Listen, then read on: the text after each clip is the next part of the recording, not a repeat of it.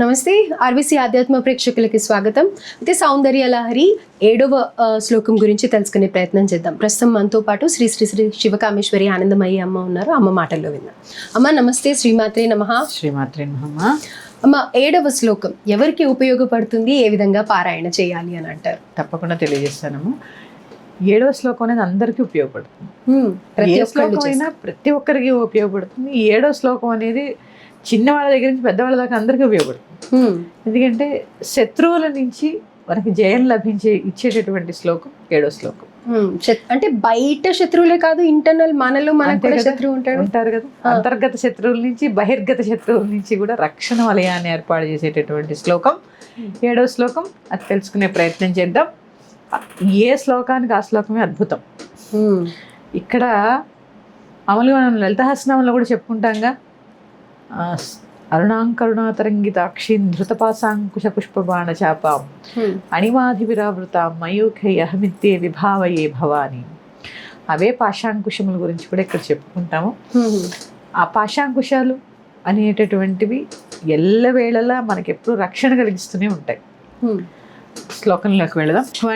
కాంచీదామా కరికలభకుంభస్తననత పరీక్షీణా మధ్యే పరిణత శరశ్చంద్రవదనా ధనుర్బాణాన్ పాశం శృణిమపి దధానా కరతలైః పురస్తాదాస్తాం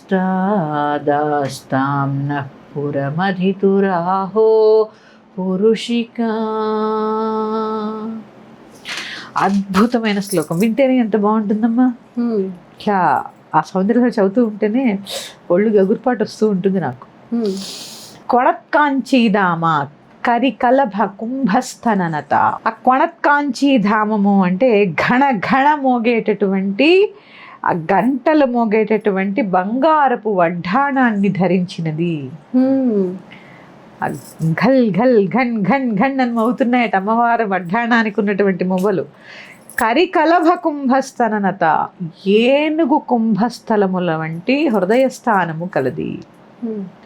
ఇక్కడ వర్ణించడానికి అది ఎందుకు మనకి చెప్పారు అంటే అమ్మా, 84 లక్షల జీవరాశులకి భుక్తిని ప్రసాదించేటటువంటిది అని అర్థం. అందుకే ప్రతిదానికి అంతర్లీనమైన అర్థాలు ఉంటాయిగా.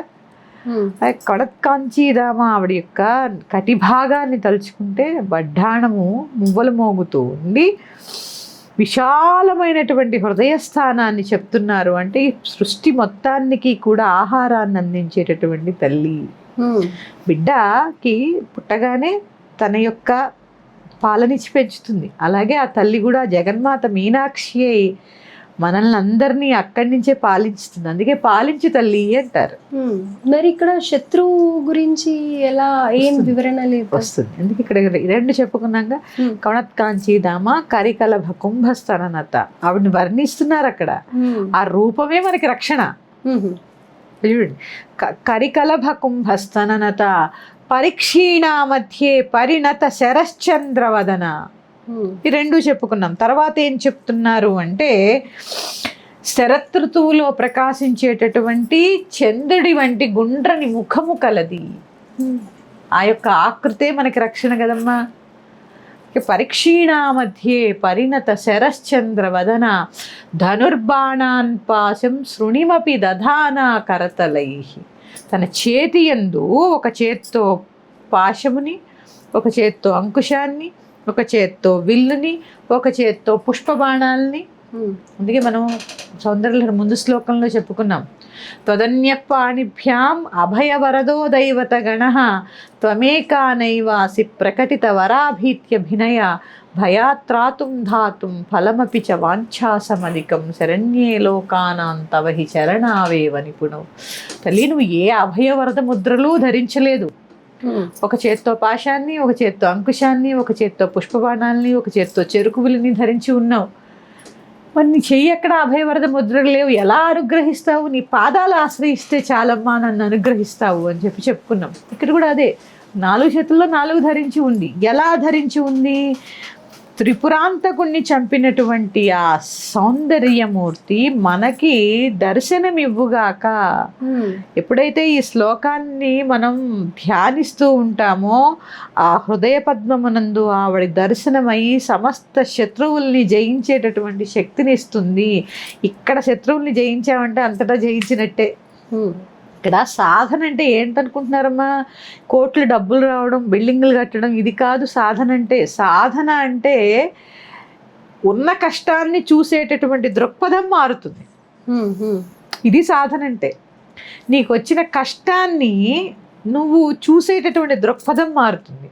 నీలో ఉన్న అంతర్గత శత్రువుల్ని, ఆ శత్రువుల్ని నువ్వు జయిస్తున్నావు అంటే నువ్వు చూసే దృష్టికోణం మారుతుంది. ఎందుకంటే నీకు నువ్వే పెద్ద శత్రువువి. ఆ దృష్టికోణం మారితే దృష్టి అంతా చాలా అందంగా కనిపిస్తుంది. అలాంటి విజయాన్ని కలగచేస్తుంది ఈ శ్లోకం. చాలా విశేషమైన శ్లోకం. దీన్ని ఏ విధంగా మనం జపించాలి, దీనివల్ల మనం మనుషులం కదా, భౌతికంగా మనకేమి లాభం లభిస్తుందో చెప్పుకున్నాం. ఈ శ్లోకాన్ని 41 రోజుల పాటు రోజు 11 సార్లు కానీ 21 సార్లు కానీ పారాయణ చేయడం వల్ల శత్రువుల భయం తగ్గుతుంది. అది బయట కూడా మనకి చాలా మంది శత్రువులు ఉన్నారు, కీడు చేయాలనుకుంటున్నారు ఎవరో, ఈ శ్లోకం చదువుకోండి. ధైర్యం వస్తుంది, అలాగే ధైర్యం వస్తుంది. మన అంతర్గతంగా మనకున్న భయాలు పోతూ ఉంటాయి, శత్రువుల మీద విజయం లభిస్తుంది. ఈ శ్లోకానికి కూడా మనం క్షీరాన్నాన్ని నివేదన చేయడం ద్వారా మంచి ఫలితం ఉంటుంది. చాలా చాలా అద్భుతమైన శ్లోకాలు మా సౌందర్యలహరి. పాటించండి, వాటి యొక్క దాన్ని ఏమంటారు, ఆ ఫలాన్ని పొందండి. ఎందుకంటే శంకరులు మనకి మానవులము, వీరు ఎన్నో కష్టాల్లో, ఎందుకంటే సంసార పంక నిర్మగ్న సముద్ధరణ పండిత. సంసార పంకము అంటే బురద. ఈ సంసారం అనే బురదలో కూరుకుపోయినటువంటి మనకి ఆ తల్లి ఎలాగా సముద్ధరణ పండిత, ఉద్ధరించడానికే ఉన్నది. ఆ ఉద్ధరించే వాటిల్లో ఈ సౌందర్యలహరి ఒకటి. మనకు అందుకే అందించారు. ఈ సమస్యకి ఇది పరిష్కారము, ఈ సమస్యకి ఇది పరిష్కారం అని చెప్తున్నారు. లలితలో కూడా అంతే, 1000 నామాలు, కొన్ని వేల సమస్యలకు పరిష్కారాలు. అందుకని చక్కగా సాధన చేయండి, ఆ ఫలితాన్ని పొందండి.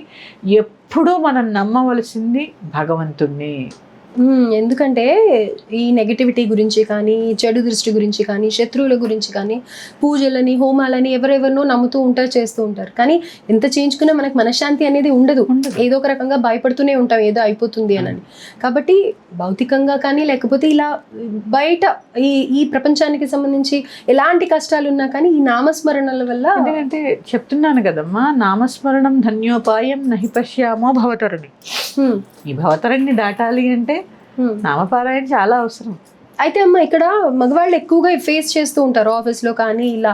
సో వాళ్ళకి ప్రత్యేకంగా ఏమన్నా ఉందా అంటే దీక్షగా కానీ అలా ఏదన్నా? ఏం లేదన్నా కానీ హాయిగా అమ్మ ఆఫీస్లో కుర్చీలో కూర్చుని కూడా చదువుకోవచ్చు. అలాగే ఈ శ్లోకం ఎప్పుడు చదువుకోండి. ధ్యాస వస్తే ఒక్కసారి చదువుకోవాలన్న సంకల్పం వస్తే చాలు. ఈ శ్లోకానికి మాత్రం ఆవిడ్ని భావన చేయాలి.